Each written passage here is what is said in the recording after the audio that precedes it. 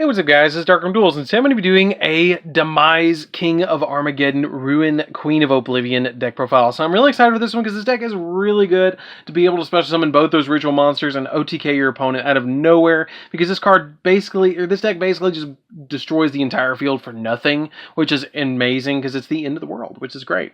So definitely don't forget to like, comment, subscribe, hit the bell there so you can become part of the notification squad, and definitely check out the Patreon down in the description because it makes all these deck profiles possible, and you get awesome rewards as well, like getting your name in the description of every single video, getting to get a signed card in the mail, or even getting to request a deck profile just like this one every single month that you are a patron. So without further ado, let's get straight on into this one. So first off, we're going to be playing 3 copies of Demise, Supreme King of Armageddon.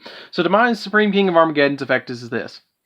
You can ritual summon this card with Cycle of the World, and this card's name becomes Demise, King of Armageddon, while on your hand or on the field. And this card's ritual summon cannot card on the field, your ritual monsters cannot be destroyed by battle.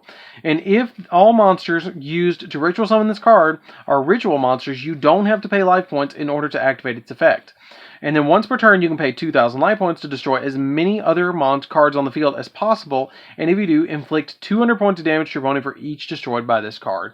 Which is really good to be able to inflict that extra points of damage, but being able to destroy the entire field is where the effect is crazy.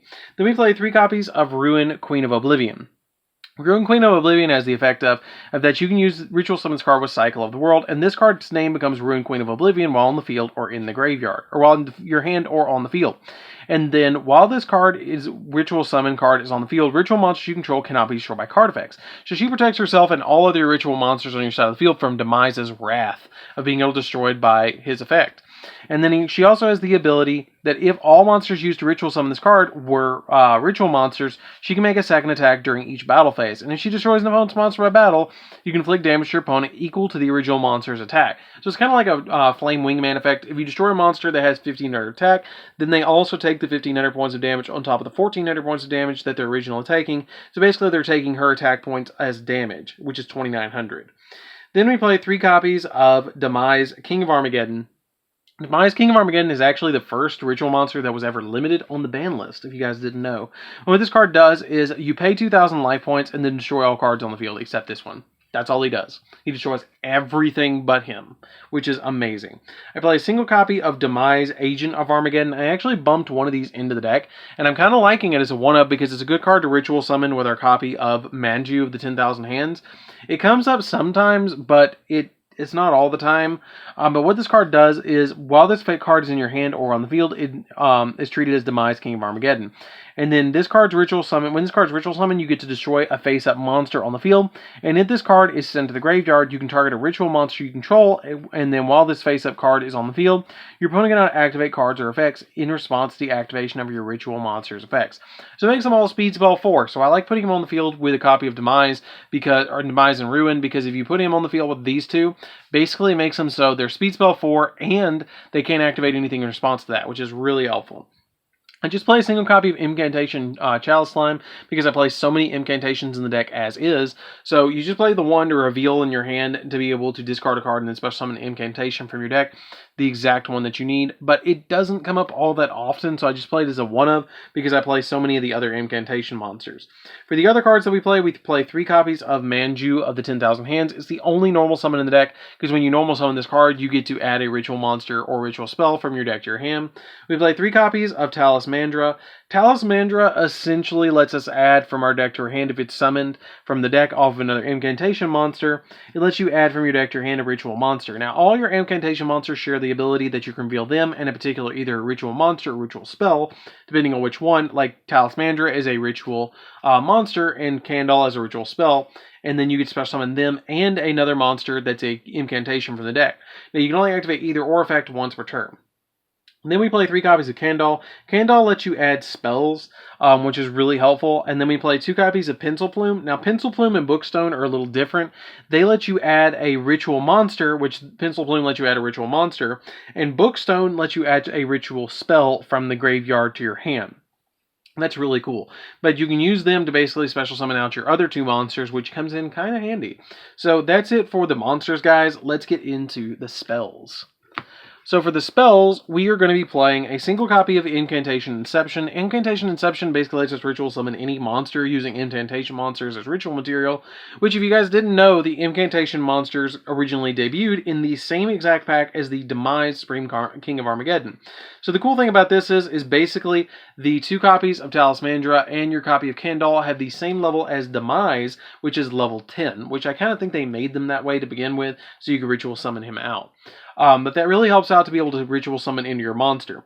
We play 3 copies of Cycle of the World. Cycle of the World really helps out because this card is used to ritual summon Ruin Queen of Oblivion or Demise King of Armageddon, and you must also tribute monsters from your field and or total level equal or exceed the level of the ritual monster you're trying to ritual summon.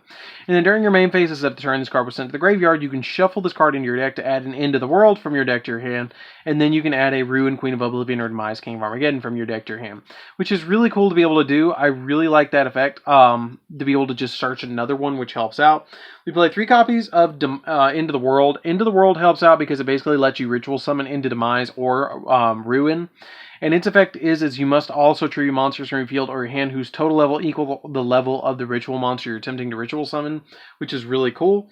3 copies of Pre-Prep of Rites. Now, something about Pre-Prep of Rites that you have to keep in mind is these 2 cards do mention specifically Demise, King of Armageddon. So you can add Demise, King of Armageddon. You can't add Ruin, because you can't add Supreme Ruin and we don't play regular Ruin, and you can't add Supreme Demise because Supreme Demise is not listed in the name. So it lets you add a ritual spell from your deck to your hand and a ritual monster from your deck or graveyard to your hand whose name is listed on that spell as a material, or as on that spell, which is something that you have to keep in mind about that card. You play a single copy of Turning of the World. I like Turning of the World as one of. There was a time I played this card at 3, and I liked it, but I really feel like one of is nice now because it's just a one of to me. You ritual summon a Ruin or Demise from your hand or deck, and you can also tribute monsters from your hand whose total level equal or exceed the level of the ritual monster you're trying to summon. But I like it because you can ritual summon from your deck, which is insanely good. It's a good top deck.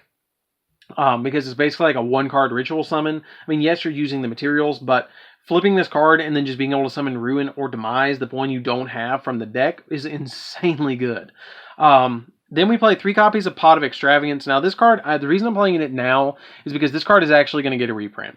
And the extra deck, you don't need it. You don't need it in this deck at all, except for the next card that I'm going to be showing you. But basically, if you guys don't know what this card does, is you banish either 3 or 6 from your extra deck and then draw 1 or 2, depending on for every 3 that you banish, you draw a card. So basically, you banish 6, you draw 3, you draw 2 cards, which is super nice.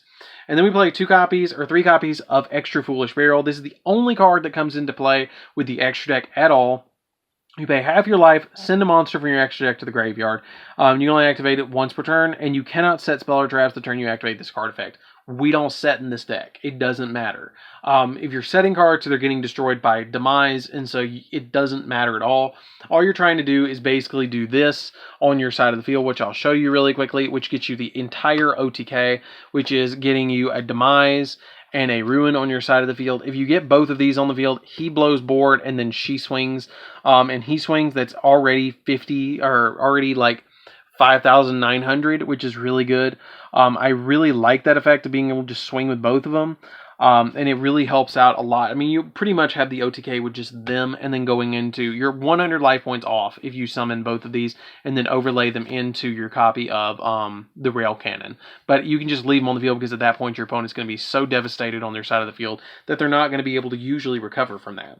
So for the extra deck, we're playing a bunch of 3-ofs, which is 3 copies of Herald of the Arclight, because you're using it to send to graveyard off of your copies of the Extra Foolish Burial. 3 copies of Elder Antinist. Elder Antinist, if it's sent to the graveyard, you get to pop a card on your opponent's side of the field. So basically, you play this as a 3-of to send to the graveyard to be able to pop stuff, so it helps out there. I just play a single copy of Juggernaut Libby, because Juggernaut Libby does come in handy, but again, you don't use the extra deck all that much anyways, because you have the incantations a lot on the field, so it doesn't come up all that much, so it's not that big of a deal. If you banish it, 1 copy of number 81, Super Dreadnought Cannon Super Dora. Super Dora you just use as a material to go into Juggernaut Libby. Rail Cannon Gustav Max. Gustav Max is the only one that I've considered bumping up to 3, but I I didn't really worry about the extra deck, to be honest, because Extra Foolish Burial is kind of just there, and you draw it when you need it, and you send these to the graveyard. These are the only ones I'm really concerned about, because I usually don't even have the ability to touch the extra deck.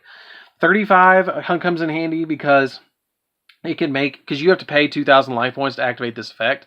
If you overlay this card with the other monsters, kind of like I mentioned in the Gishki deck profile that I'm doing not too long, either I've already dropped it or I haven't dropped it by now, which you guys should check out as well.